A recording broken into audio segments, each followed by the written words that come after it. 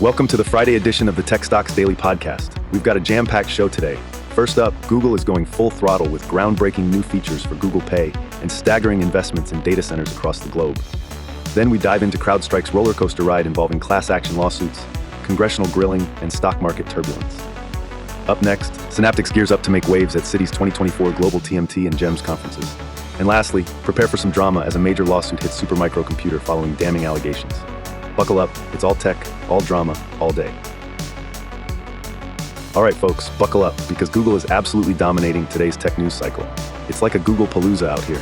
We're talking features, investments, acquisitions, and more AI wizardry than you can shake a USB stick at. First things first, Google made some serious waves at the Global FinTech Fest 2024, rolling out not one, not two, but 6 new features for Google Pay. Yep, Google's really taking more is more to heart here. Among the headliners is the UPI Circle feature. Now what's that, you ask? This magical feature lets users make digital payments without linking their bank account. Yep, that's right. Instead, you can delegate payment responsibilities to a secondary user. You can either micromanage or let them go on a shopping spree within a set limit. Talk about giving your finances a semi-autonomous sidekick. Then there's UPI vouchers. Initially rolled out for COVID-19 vaccination payments, UPI vouchers have now evolved into an all-encompassing digital payment solution. Beneficiaries can use these vouchers across any UPI-supported app, no bank account required. Perfect for those times when managing another banking app feels like too much adulting for one day. Wait, there's more. Ever fumbled to pay a bill and cursed the universe for how hard it makes things? Well, say hello to ClickPay. Through a collaboration with NPCI Bharat Bill Pay, Google Pay now lets users settle bills simply by scanning a QR code. No more jumbled account numbers or lengthy consumer IDs, people. Simplifying things didn't stop there. Google Pay also introduced Tap and Pay for RuPay cards, so you can now simply tap your phone to a card machine for payments. It's like Tinder, but for your wallet. Onto the international stage, Google is strengthening its data center empire. They announced a whopping $850 million investment in a new data center in Canelones, Uruguay. This will be their second data center in Latin America. The first one opened its virtual gates in Santiago, Chile in 2015. This isn't just a standalone move either, folks. Google's splurged around $3 billion on a data center campus in Indiana and expanded facilities in Virginia, Malaysia, and Ohio. It's basically a tech nation state at this point. Google's also making discreet yet impactful moves in the AI sector, acquiring talent from AI unicorns without actually buying them out. How, you ask? By cleverly structuring deals so it's not technically an acquisition. Genius, this AIception move skirts antitrust regulations while still reeling in top-tier talent. Companies like Inflection and Character.ai have already experienced Google's faux acquisition finesse. If your inbox is a digital abyss, Google's got you covered with the all-new Gmail Q&A feature. It's bringing AI into your email to help you filter unread messages, find specific emails, and more, all through engaging with their Gemini chatbot. Rolling out to Android users first and iOS shortly after, this feature lets you interact with your email as if you had a personal assistant. Last but certainly not least, Google's facilitating playlist portability between YouTube Music and Apple Music. It's essentially like opening a highway road just for your playlists. Now you may freely transfer those curated jams from YouTube Music to Apple Music. Note that Apple Music is the only supported platform for now, but if you've got a knack for catchy transitions, this collaboration speaks volumes. So there you have it. Google has packed more drama, tech innovation, and global visions into one day than most companies manage in a year. Stay tuned as we dive even deeper into today's tech-tastic updates. Hey tech enthusiasts, get ready for a roller coaster ride, because CrowdStrike is making headlines today, and it's a mix of courtroom drama, congressional scrutiny, and some harsh technical realities. First up, we're talking lawsuits. Yep, plural. Braunstein, Gewirtz & Grossman LLC is rallying investors for a class action lawsuit against CrowdStrike Holdings. Why? They allege that the cybersecurity giant might have played a bit fast and loose with the truth about its Falcon platform. The suit claims that throughout the period from November 29, 2023 to July 29, 2024, CrowdStrike assured everyone that their tech was top-notch, validated, and rock solid. But it turns out, the truth might have been a tad different. Allegedly, they flubbed some crucial procedures, like not properly testing updates before pushing them to customers, which led to, you guessed it, major outages. These outages didn't just annoy your everyday users, they wreaked havoc across various sectors. And now, with investors claiming the company's stock price was artificially inflated due to these misleading statements, they're looking to recover damages. If you bought into CrowdStrike during that period and felt your wallet's been unfairly lightened, you have till September 30th, 2024 to step up as lead plaintiff. On a related yet even grander stage, Adam Myers, CrowdStrike's Senior VP of Counter-Adversary Operations, will be stepping into the spotlight to face Congress on September 24th. His task?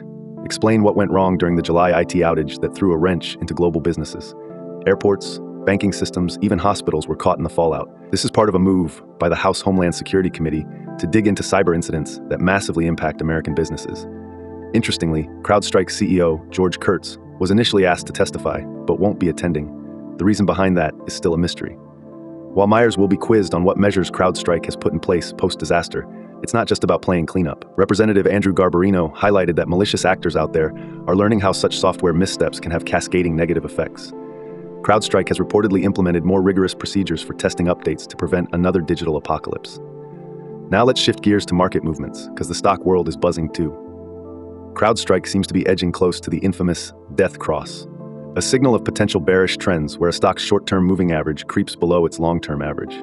With recent disasters, shares have taken a steep dive, a whopping 42% dropped in 2 weeks, just about $40 billion in market value gone. Microsoft's July outage, which rippled out and included a $500 million slap to Delta Airlines, has Delta knocking aggressively on CrowdStrike's doors for compensation. Cue a lawyered-up showdown. If you're following CrowdStrike, keep your eyes peeled for further developments. Between the legal, legislative, and market pressures, this cybersecurity titan is navigating some seriously stormy seas. May the code be ever in its favor. That's your CrowdStrike crash course for today. Stay tuned and stay cyber savvy. Hey tech enthusiasts, let's dive into today's news about Synaptics Incorporated, trading under the ticker symbol NASDAQ SYNA. What's happening with Synaptics, you ask? Grab your virtual popcorn, because it's about to get exciting, especially if you're an investor. Synaptics announced its participation in the highly prestigious Citi's 2024 Global TMT Conference and GEMS Conference, which will take place on Thursday, September 5th, 2024. Both these conferences are substantial events in the investment community, offering a platform for influential companies to showcase their innovations and future strategies. Representing Synaptics at the conference will be Michael Hurlston, the president and CEO, along with Ken Rizvi, the CFO. These executives are prepared to present Synaptics' latest achievements and innovative future plans. This provides an excellent chance for investors and analysts to get insights directly from the top brass about how the company is navigating the bustling tech landscape, making this a can't-miss event for those with a stake in SYNA's success. So what's the buzz about Synaptics, you might wonder? Well, this company is fundamentally changing how humans engage with connected devices and data. Synaptics is all about engineering exceptional experiences, whether at home, work, in your car, or even on the go. They are the partner of choice for the world's most innovative intelligent system providers. These partnerships involve integrating Synaptics technologies into platforms that aim to make our digital lives more productive, insightful, secure, and enjoyable. Synaptics' impressive array of technologies spans touch, display, and biometrics, together with advanced connectivity and AI-enhanced video, vision, audio, speech, and security processing. Imagine a future where your devices are not just tools, but enhanced companions. That's Synaptics' vision. This forthcoming conference is particularly important because such events often have a notable impact on stock prices. When top-level executives like Hurlston and Rizvi share insights and growth strategies, it provides market analysts and investors with valuable pieces of the puzzle they need to predict the company's future performance. Positive messages and future promises can lead to positive spikes in stock prices, while any hints of trouble can produce the opposite effect. So this isn't just business chatter. This could move the market. For those of you who want to stay in the loop, you can follow Synaptics on their LinkedIn, X, and Facebook pages, or head to their official website, synaptics.com, for detailed updates. And if you need further information, the go-to contact is Munjal Shah at Synaptics. You can reach Munjal at +1 408 518 7639 or via email at munjal.shah@synaptics.com.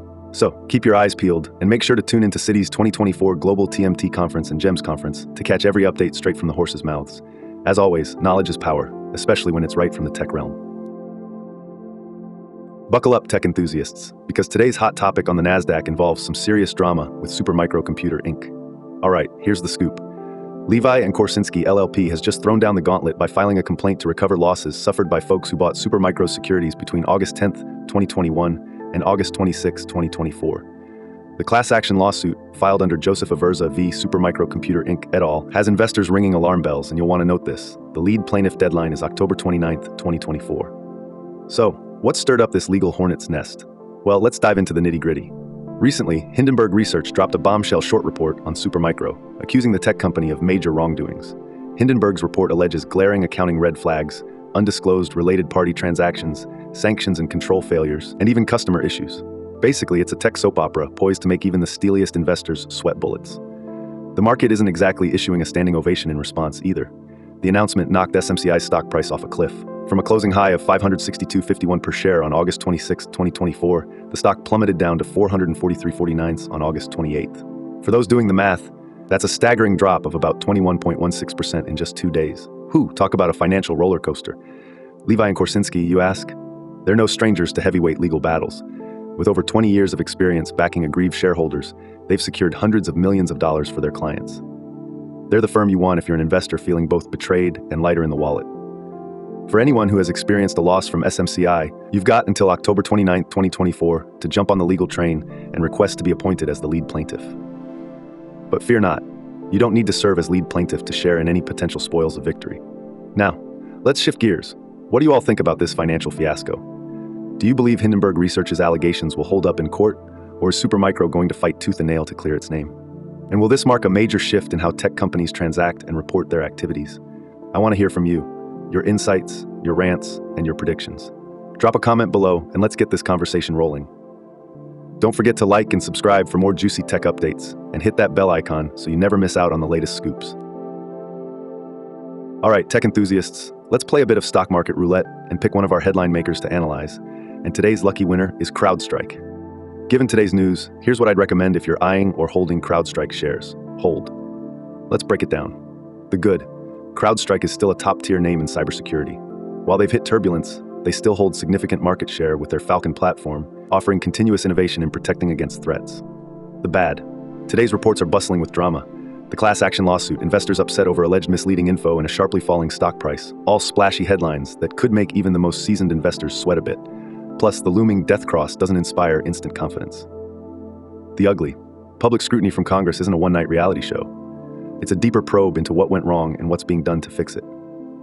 Being in the spotlight can lead to immediate volatility in the stock price. Why hold? CrowdStrike's current situation is a mix of solid foundational tech, but with bumps to navigate through.